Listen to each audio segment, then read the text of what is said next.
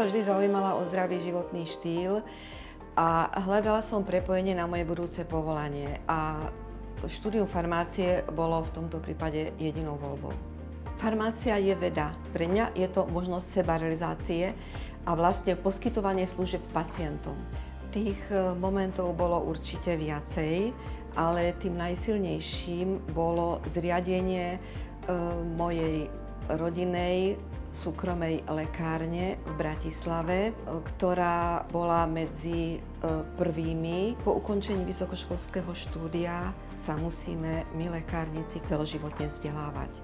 Ja napríklad som spoluautorkou preventívnych štandardov pre nadváhu a obezitu dospelých so zameraním na poradenskú starostlivosť. Farmácia je pre mňa poslaním. Myslím si, že som sa v tejto práci našla.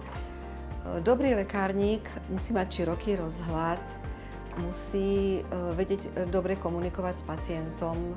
Ja sa snažím byť aktívna, cieľavedomá, komunikatívna a svojím vzdelávaním a prístupom k pacientom im ukázať, ako si môžu zlepšiť ich zdravie a nájsť tú správnu cestu v ich ďalšom živote.